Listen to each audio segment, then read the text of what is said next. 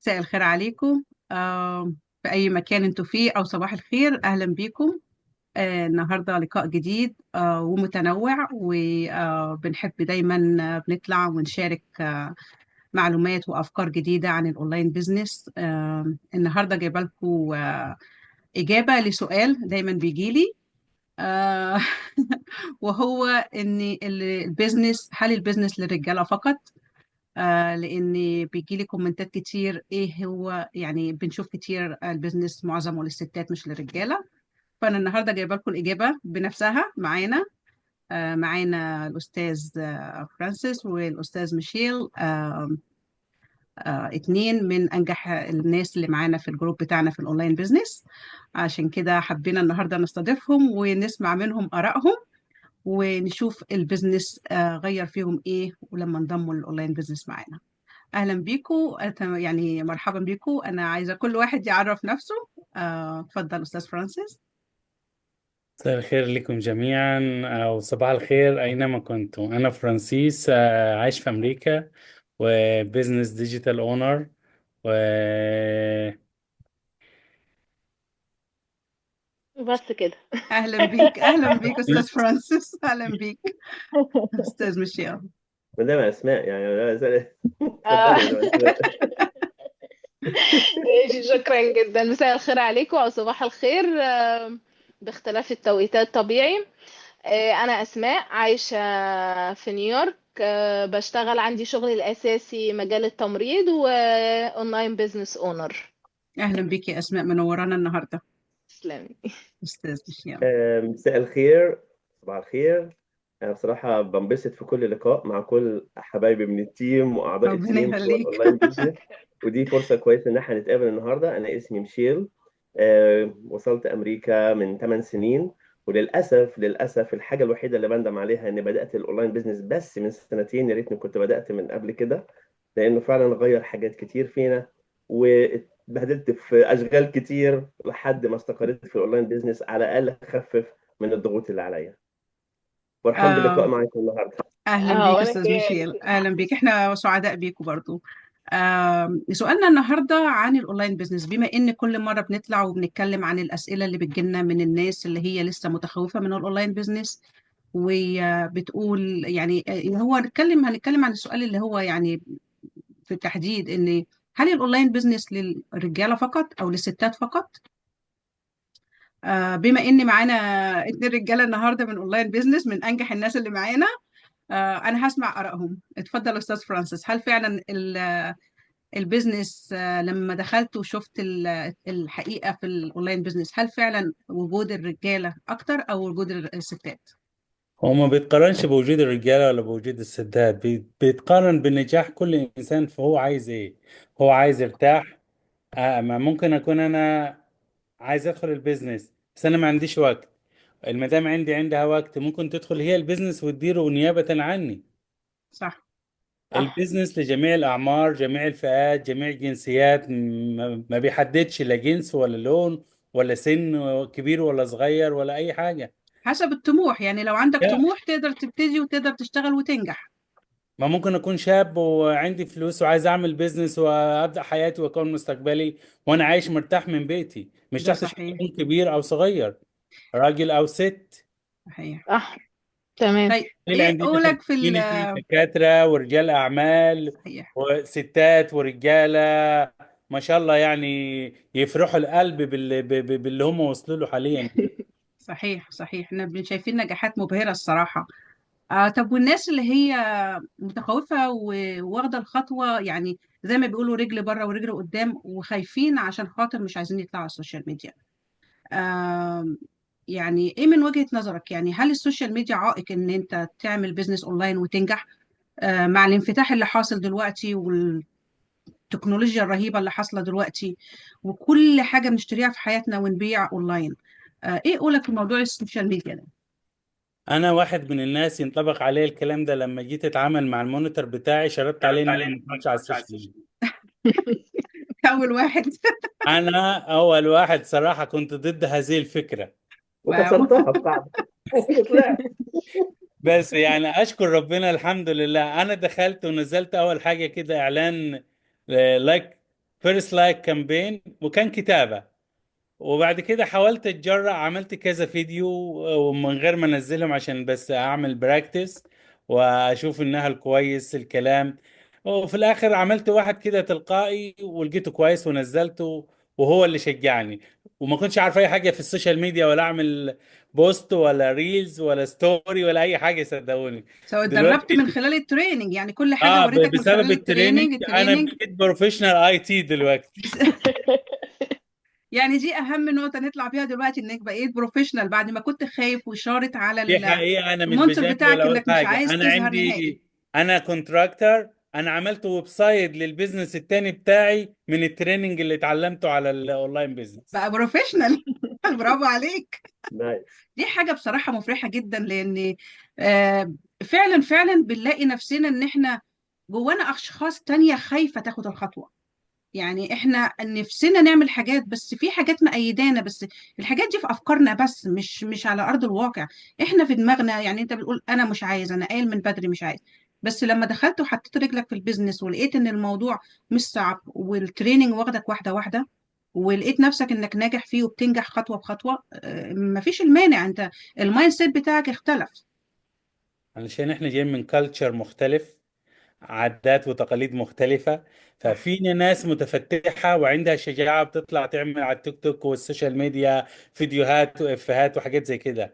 لكن كأنك تعمل حاجة كبزنس، عشان ما إحنا ما حدش فينا كله متعود على يعني البيزنس العادي، صاحب محل، صح. صاحب مطعم، صاحب وير هاوس، وات ايفر، شغال شغلانة هاندي مان، لكن ما بيطلعش على السوشيال ميديا. صح. صح. البيزنس غير اللي على كده. السوشيال ميديا مختلف تماما. مم. غير كده احنا متعودين، الكالتشر زي ما بتقول نقطة الكالتشر، احنا متعودين ان احنا نشتغل عند الناس، نشتغل عشان نقبض اخر الاسبوع، نشتغل عشان نقبض اخر الشهر. فده مايند سيت احنا تعودنا عليه وكبرنا عليه. لقينا اهالينا يعني عايشة بنفس السيستم، واحنا كبرنا سيستمنا على نفس السيستم. مفيش منطق ان احنا نبقى حرين ماليا، حرين مستقلين ذاتيا وماليا، مفيش المنطق ده. فصعب ان انا اعمل كونفرت البرين من المنطق ده للمنطق ده بالسهولة دي. بس مع الانفتاح اللي احنا فيه دلوقتي، يعني لازم نجبر نفسنا على التغيير، والا هنفضل محلك سر. ده غير ان اصلا التريننج فيه جزء، لو انت مش عايز تظهر بوشك في اي ادفرتايزنج، تقدر تعمل الشغل بتاعك من غير ما تظهر بوشك. مجرد ان انت بتعمل بوست او حاجة عادية، زي ما انت قلت، زي ما انت بدأت في الاول كلام. صح. فمش شرط تطلع بوشك، هو بس صح. عشان تبقى احنا trust between everybody، اللي هو ان انت بتشوفنا كأشخاص حقيقيين مش اكتر. صح يا اسماء، السوشيال معاكي ميديا حق جزء محتاجة، كامل. مؤاخذة، السوشيال ميديا محتاجة شوية شجاعة في الأول فقط لا غير. مهم. بالظبط.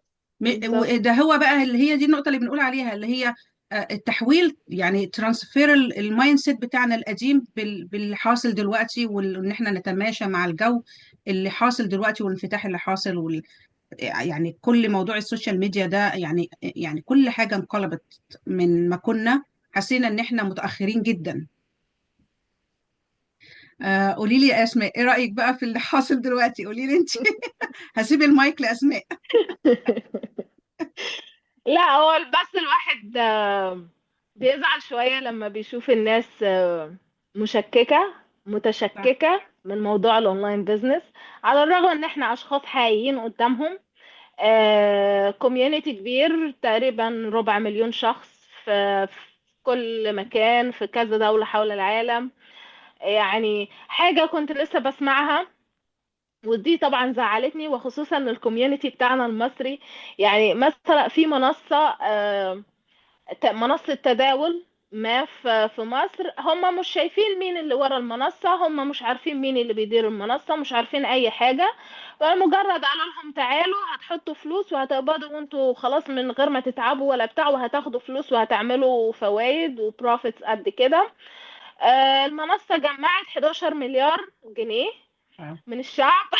واو. واختفوا خلاص، شكرا كده. تمام. واو. تيجي انتوا بقى تقول للناس كله تعالى وثق فيهم وحط فلوسه. شافوا ولا عارفين هم دول مين، ولا شافوا اشخاص حقيقية، ولا شافوا حد خالص. احنا قدامكم احنا مجتمع كوميونيتي كبير 4 مليون شخص، وبنكبر كل يوم عن اليوم اللي قبله. مش ان احنا ثابتين على 4 مليون، يعني احنا بنقول صح. 4 مليون ده ممكن من اسبوع، دلوقتي احنا لو دخلنا الجروب هنبقى تقريبا عدينا أكتر. الرقم ده. تعالوا يا جماعة، احنا اشخاص حقيقيين، انت بتتواصل معايا، كل واحد فينا بيرد بنفسه. هتسألنا، هتخش على البروفايلات بتاعتنا على صفحة الفيسبوك، بتلاقي كل شخص بحقيقته، بأسرته، بعنوانه. صح. إذا هتسألنا انت عايش فين او انت عايشة فين، كلنا بنرد عليك بكل. صح. وده شرط اساسي من شروط البيزنس، ان البروفايلات بتاعتنا لازم تكون بشخصياتنا الحقيقية، كثقة بنبنيها، كثقة موجودة ما بيننا وبين أي حد تاني عايز ينضم للبيزنس، عايز يبقى بيزنس اونر. فده حاجة أساسية عندنا في البيزنس. فإحنا موجودين، تيجي تلاقي ناس متشككة، طب ما يا جماعة انتوا بتيجوا على الحاجة اللي هي مش حقيقية فعلا، وبتجروا عليها وبتحطوا فيها مليارات. بنيجي احنا بنقول لك تعالى ده بيزنس وليجل وأوراق قانونية ومثبت، وبندفع عليه ضرائب آخر السنة. يقول لك لا انا خايف، لا انا مش عارف ايه. انت بقى روح غير المايند سيت بتاعتك وتعالى. صح. احنا مش مسؤولين ان احنا نضيع خوفك، احنا نديلك الطريق. انت حد عايز تغير من نفسك، دي ارادتك انت مش ارادتنا احنا. انت عايز تغير من نفسك، اوكي غير من نفسك وتعالى. هنحطك على طريق حاجة قانونية هتساعدك، هتديلك حرية وقت، حرية مالية، حرية كل حاجة. غير كده محدش هيعرف يغير لك المايند سيت بتاعتك اذا ما كانش انت عندك الارادة انك تغيرها لنفسك. ده صحيح. بس يعني ندعي للناس بقى ربنا يساعد فعلا. الجميع ان شاء الله. فعلا لسه في عقليات بيفكروا بنفس المنطق كده، يعني لو حاجة مجهولة والكل رايح عليها ماشي نروح، لو حاجة موثوق فيها بس لسه فيها كام خطوة لا يعني أدرس الأول، لا أشوف الأول، بالرغم إن إحنا حاطين له التولز وحاطين له كل حاجة وكل لو حاجة واضحة يدرسها قدامه. مش مشكلة، لكن ما تبقاش متخوف من القانوني. يعني ادرس براحتك، ما انت صح. طبيعي في خطوة من الخطوات ان انت لازم تعمل تدرس دراسة الجدوى الخاصة بالبيزنس، ده مش صح. مشكلة اوكي. مم. لكن ان انت تبقى متشكك في حاجة قانونية، ده عقلية تانية مختلفة ودي بتبقى مع عقلية الناس الكسولة، اللي هو حط فلوس من غير ما تتعب ولا تشغل مخك ولا تشغل أي حاجة. بالظبط، كنت عايزه اقول لك ان هم اصلا ما عندهمش المبدأ، او اللي عنده مبدأ ان هو يعمل بيزنس او يبني كارير لنفسه ويعمل حاجه للعيله والفيوتشر والكلام ده، بيجري وبيحاول وبيجرب ومره واتنين. طيب يعني هي فيها الممبرشيب ماشي، انا هعمل ممبرشيب عشان اشوف. بيبقى عنده روح المحاوله، يعني روح المجازفه، اني اجرب مره واثنين وثلاثه زي لا وناس زي تقول انا مش بفهم في المجال ده، انا تخصص مش احنا ما حدش فينا دخل بيفهم. انا في مصر كنت مدرسة زراعة مش مدرسة حاجة، وجيت هنا اشتغلت في التمريض ودخلت على الاونلاين بيزنس. يعني انا داخلة واخداها بالاربع اتجاهات، شمال جنوب شرق غرب. عشان هي عايزه تتعلمي، بالظبط. عايزه تعملي حاجه. احنا ربنا خلقنا لينا امكانيات كبيرة جدا، بس صح. احنا لازم قدرات. نكتشف نفسنا ونعلم نفسنا. احنا ما اتخلقناش على قالب معين، واحنا مش روبوت، احنا مش انسان آلي. فاحنا صح. لازم نطور من نفسنا، لازم نعلم من نفسنا. وهنتعلم ازاي غير بالتجربة؟ صحيح، ده صحيح. هو اللي فعلا اللي حابب يعمل حاجة وبيبقى عنده روح الطموح والمحاولة، بيجرب مرة واتنين عشان يقدر ينجح ويوصل. الناس الكسولة اللي بتقولك لا أنا ما أعرفش، أنا ما كانش ليا باك جراوند، أنا ما اتعلمتش، أنا اللغة عندي ضعيفة مش قادر. يعني في ناس فعلا معانا في البيزنس ما شاء الله عليهم، ما كانش وما زال لغاية دلوقتي بيتعلموا، ما في يعني الإنجليش بتاعهم ضعيف جدا، ومتحمسين وماشيين في الموضوع لان هم حابين يعملوا حاجه لنفسهم. يقول لك احنا كبرنا في السن وحسينا ان ملناش، يعني المعاش مش مكفي، وضيعنا عمرنا سنين عمرنا في شغل في وظائف، وفوجئنا ان احنا كبرنا ما فيش حاجه يعني سندنا، يعني كله سند ربنا بس. ما فيش بقى حاجه ان احنا، يعني المفروض ان بعد 50 60 سنه بيبقى في حاجه ارتاح بعدها. دلوقتي بيقول لك يعني احنا انضمينا للبيزنس لان لقينا في بنفيتس ما فيش موجودة في الوظائف العادية بعد سنين شقة. صح، ده اكيد. فدي بتبقى من الشخص نفسه، راجع للشخص نفسه ان هو حابب يبذل قدرات عشان ينجح. بما ان احنا اتكلمنا في الحاجات دي، تعالى نتكلم على الناس اللي هي فعلا الجادة، اللي حابة فعلا تبدأ البيزنس. ونسأل أستاذ ميشيل ايه هي خطوات الاونلاين بيزنس عشان تقدر تبدأ خطوات ناجحة وتنجح فعلا في الاونلاين بيزنس زي كل اللي نجحوا من قبل. خطوات سهلة جدا طبعا. ما كانش بصراحة، أنا أول ما بدأت ما كانش فيه شروط للبيزنس. مش طالب أولا لا خبرة في التكنولوجيا، ولا خبرة في أي تكنيك، ولا خبرة في الكلام، ولا حتى يعني متوسط، يعني مستوى معين في اللغة. ولكن أنا شايف إن سر نجاح البيزنس ده هو فعلا بيتكلم بكل لغات العالم. فاكرين القصة زي بالظبط بناء برج بابل؟ يعني كل واحد كان بيتكلم بلغة شكل محدش فاهم التاني. لكن المرة دي فعلا شايفين ناس بتتكلم من الفلبين واحنا صح. فاهمينهم، بسبب ان احنا فعلا الترجمة. جوه البيزنس نفسنا بنلاقي اللغة اللي بتوفر لنا بخبراتهم ازاي ننجح. ودي نقطة في الكوميونتي. فشروط البيزنس بصراحة ما شفتش يعني بيقول لك لازم تكون راجل ولازم تكون ست، ما كانش فيها الحاجات دي. فعشان كده انت طبعا شفت الستات الرجالة بيدخلوا. والستات بالظبط، وما شاء الله البيزنس كلهم للكل. ناجحين. فالشروط لدخول البيزنس ما فيش شروط معينة، ويكفي تكون عندك نقطتين مهمين جدا: ان انت قاعد في البلد ليجل، قاعد في البلد معاك ورقك قانوني. لان طبعا البيزنس ده قانوني، بيتبعت عليه ال 1099 فورم للضرائب، وكمان في معاش، وكمان بيتورث بعد عمر طويل. مم. نقطة تانية موجودة من ضمن الشروط: إن يكون في مستوى متوسط من اللغة. المستوى المتوسط من اللغة الإنجليزية، ودي زي بداية بالظبط.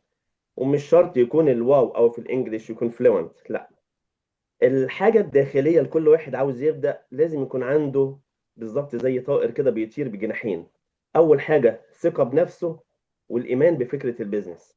طبعا الإيمان بربنا قبل أي حاجة، نعم بالله. ولكن لازم يكون واثق في نفسه وجاد. وبعد كده يكون واثق ومؤمن بفكرة البيزنس ان هو ده طريق النجاح. لان فكرة الاونلاين دلوقتي هو ده مواكبة العصر، هو ده المستقبل اللي جاي. يعني انا شفت في نيويورك حتى من كام اسبوع في التلفزيون بدأوا يستغنوا عن العمالة، وبدأوا يحطوا روبوت في المحلات، في محلات صحيح. مطعم بيجهز اكل. صحيح. وفوجئت لقيت مفيش حد بيجهز اكل من بني ادمين، ده روبوت بيحط مكونات بمقادير معينه وبيطلع لنا الاكل. صح. فالاونلاين هو المستقبل، صحيح. البيزنس هو المستقبل. ففكره يعني العماله دي هتروح فين؟ فطبعا لا قدر الله لو البيزنس ده موجود في توقيت زي توقيت الكوفيد، ما هو البيزنس شغال، كل صح. حاجه قفلت لكن البيزنس شغال. صح. لكن الخطوات عشان ابدا بقى، دي اول خطوه وهي الايميل. فلو مم. عاوز تبدأ وانت جاد، ادي الايميل بتاعك للمنتور او اول واحد تشوف له فيديو على الفيسبوك او اي سوشيال ميديا زي الانستجرام او يوتيوب. لو طلب منك الايميل اديله الايميل. احنا لا بنهتم بهاكر، احنا مش هاكر، ولا بنهتم ان احنا عشان ناخد داتا معينة. ما تخافش، خلي قلبك جامد وادي الايميل.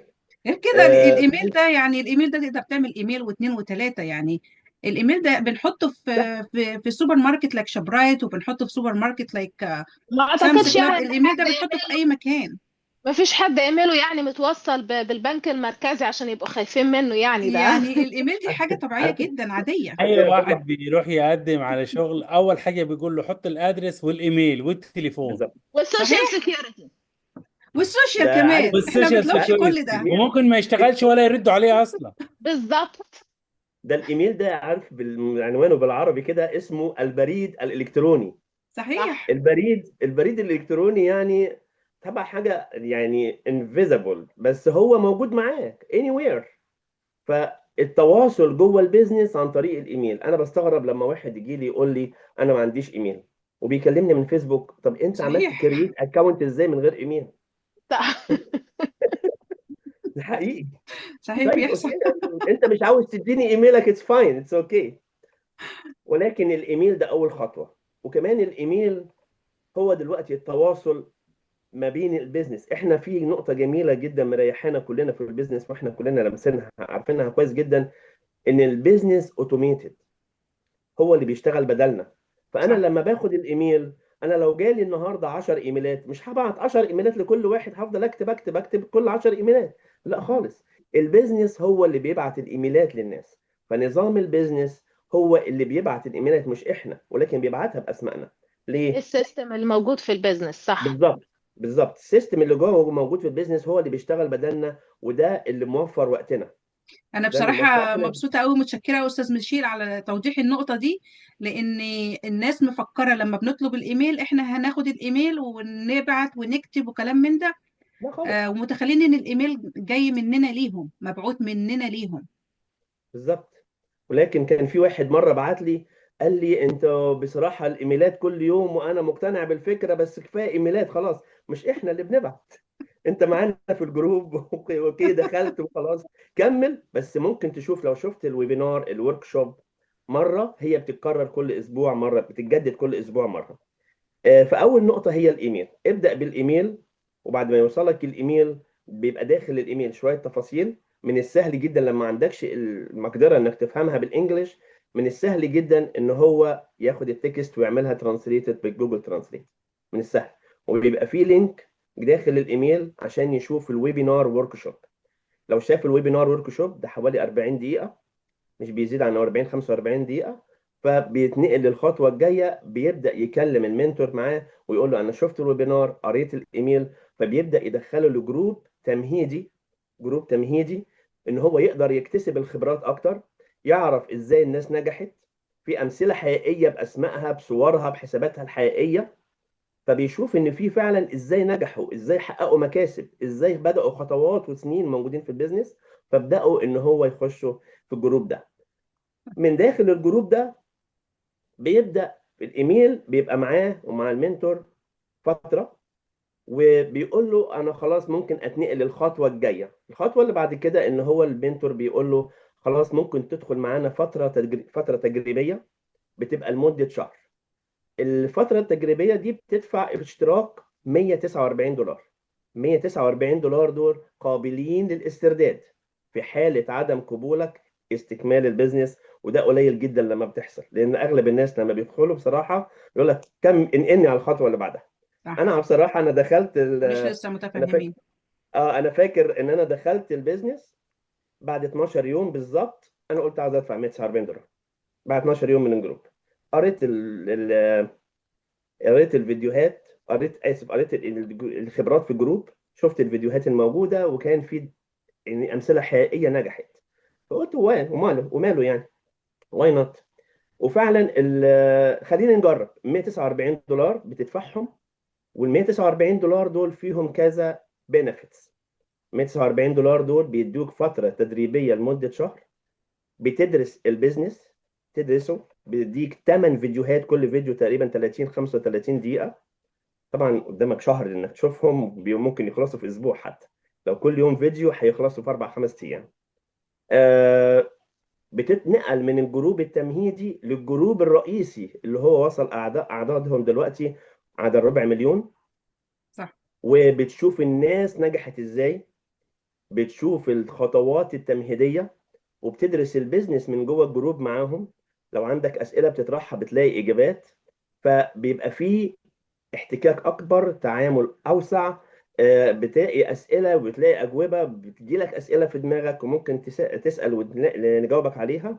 حتى لو المنتور مشغول بيبقى في معاك كوتش في صح. كوميونتي. هتلاقي اغلب المصريين حتى موجودين في الجروب. من السلم الثمان فيديوهات بتدخل الجروب الجديد، بتدرس البيزنس، وبتتنقل بعد كده لحاجه اسمها اتخاذ القرار. هتاخذ القرار.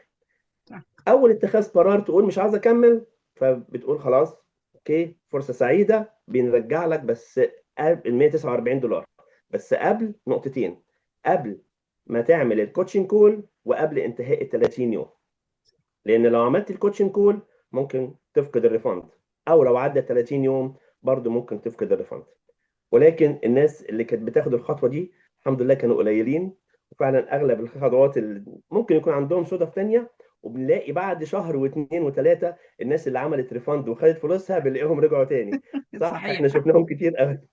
انا صح. رجعت فلوسي، انا مستعد ادخل تاني. وفعلا بيدخلوا وبيدفعوا تاني $149 وبيكملوا معانا تاني. آه القرار التاني بقى اللي هو القرار الايجابي، انا خلاص عاوز اكمل واتنقل للمرحله النهائيه اكون البيزنس اونر. فبتعمل الكوتشنج كول وبتتخذ قرار وبتبقى البيزنس اونر وبتستلم التدريب النهائي للبيزنس وتكبر معانا زي ما احنا كبرنا واحده واحده. تمام تمام. شرح تفصيلي ما شاء الله، يعني يعني هو ما سابش حاجة إلا وما ذكرها، فمتشكرة أوي أستاذ ميشيل على التوضيح ده. بس في نقط آه، معينه جدا يا مدام دلال. البيزنس فيه نقط مشجعة جدا ان الواحد يدخل فيه. اول حاجة التدريب. انا الانجويمنت بتاعتي بصراحة التدريب. انا بحب ادخل على التدريب لان مع التدريب والفيديوهات انا بتعلم حاجة جديدة صحيح. وبتقدم خطوة ادفانسد. حاجة النقطة جديدة الثانية يعني، وحاجة جديدة، حاجة مفيدة يعني، بتفيد نفسك، بتفيد عيلتك، بتتعلم حاجات جديدة انا يعني. اتعلمت حاجات كتير لو حقيقية. خدت الكورسات دي بره، يعني عمرها ما هتكون باللي حاصل دلوقتي معانا، لان انت عشان تاخد كورس بره بتدفع له، بتروح بمواعيد معينة، لو هتروح بالظبط. كوميونتي كوليج او هتروح معهد معين او مركز معين عشان تتعلم. المواعيد مش هتتناسب، انت التدريب معاك 24/7، يعني بالظبط. موجود على اللابتوب بتاعك او على التليفون 24/7، يعني تقدر ترجع له اي وقت. تعبان النهارده مش قادر تكمل، مشغول، عندك ظرف طارئ، تقدر ترجع له في اي وقت. لكن ما في انتش وقتك. مضطر بمواعيد تروح مثلا لمركز عشان تاخد كورسات بفلوس، بالظبط، ولو ومش ما بترجع حضرتش الفلوس دي. الكورسات بتضيع عليك الفلوس. ده انت معاك مش بترجع. 27، يعني كورس كامل متكامل على اللابتوب بتاعك، بتتعلم منه كل شيء every single day. وده ايه، وابديت في ابديت دايما، ما هوش بس ثابت يا كده اهو وخلاص، لا ده في ابديت كل يوم. ما هو دي ميزة في البيزنس بيكبر معانا واحنا بنكبر بالبيزنس. كمان نقطة مهمة الكوميونتي. احنا مجموعة المصريين اللي موجودين فعلا بنسند بعض وبنساعد بعض ان كل واحد يتقدم وينجح ويكبر. زي ما نجحت يلا اكبر معايا. صحيح. ال- والتولز كمان اللي موجودة البيزنس بيديها لك. انت بيزنس مش بيدينا كل حاجة غير صحيح. انك يلا التولز عشان تنجح. البيزنس بيكسر الروتين. صحيح. بيكسر روتين. انا لما قبل البيزنس ده كنت عامل زي واحد في ساقيه كده، عمال اصحى انام بالليل عشان اصحى الصبح اروح الشغل، تروح ارجع تاني الشغل. انام بالليل عشان اصحى، وهكذا بالظبط. في ساقيه. لكن بصراحه، وانا كنت بصراحه اصحابي كانوا مسميني انت غول اوفر تايم، كانوا مسميني في الشغل مش ميخائيل او تي. او تي اوفر تايم. فطبعا انا بطلت الاوفر تايم ده، فكان قل كتير كتير كتير عن زمان. فالبيزنس فعلا بينجح وبيفرح وبيخليك قاعد انت مع اسرتك. يعني انت لقيت وقت ان انت قاعد في البيت بالكمبيوتر بتدير البيزنس بتاعك. عاوز ايه اكتر من كده؟ صحيح. في انا حاجة بقى من ضمن اتفضل. البيزنس ده اللي هو للناس. يعني أنا في أمريكا هنا بقالي 7 سنين، 6 سنين شغالة في التمريض، مش عارفة أنزل مصر. سنتين في البيزنس، أنا نازلة مصر إن شاء الله الشهر الجاي. اه، كويس. هتاخد اه. البيزنس معاها دي بقى. ايوه. ده احلى معايا. حاجة ايوه. في ايوه. البيزنس، هتاخد ايوه. البيزنس معاها. يعني دي حاجة تحفة بصراحة، انك تاخد البيزنس في اي مكان، يا دوب تعمل لاج ان وتشتغل وتستقبل ايميلاتك، يعني ما شاء الله فعلا. حاجة جميلة جدا. يعني بالتوفيق يا اسماء، ان شاء الله رحلة سعيدة. ميرسي يا دلال، ربنا يخليك. ربنا الله يحافظ عليك. يخليك يا رب. انا بصراحة سعيدة قوي ان انا معاكم النهاردة، ومبسوطة جدا استاذ ميشيل، استاذ فرانسيس، اسماء. وضحنا ان البيزنس للرجاله وللستات، اي حد يقدر يجوين، مفيش يعني ليميت على اي حاجه. زي ما قلنا احنا غطينا كل البوينت اللي المفروض الناس بتسال فيها، او اللي هم اللي حابين او لسه متخوفين ان هم ياخدوا الخطوه. احنا اتمنى اكون وضحنا كل شيء، وانا حقيقي حقيقي مبسوطه ان انا كنت معاكم النهارده. انا متشكره احنا قوي اسعد. لوقتكم، وان العفو. شاء الله اشوفكم في لقاء جديد باذن الله. ان آم، شاء الله. ان شاء الله. متشكره قوي كل استاذ سنه وانتم فرانسيس، طيبين. متشكره استاذ، وانت وانت طيب والصحه طيب. والسلامه. وانت طيب، كل سنة متشكره وانت قوي طيب. وانت هاي. طيب. وانتوا طيبين والله. كان لقاء جميل وشيق وفي لقاء معلومات قبل رمضان مفيده. وقبل الصوم. المفروض يكرروه قبل رمضان لان هيبقوا بيزي بعد كده. صحيح. صح. لا ان شاء الله احنا بنحاول نظبط الدنيا، يعني انا عارفه ان في توقيت يعني في كل واحد في ولايه وكل واحد في مكان مختلف، فرق التوقيت صعب ان احنا نظبط مع بعض، بس نحاول إن شاء الله نعملها تاني قبل رمضان، ونشوفكم على خير. إن شاء الله كل سنة وأنتم طيبين مقدما. وانت إن طيب شاء يا استاذ الله كريم. ربنا يخليكم وانتم طيبين بالصحة والسلامة، ونشوفكم إن شاء الله في لقاء جديد، إن أو شاء أقول الله. لكم تصبحوا على خير. وأنتم من أهل. تمام. باي تصبح على باي. خير، باي. سلام. باي.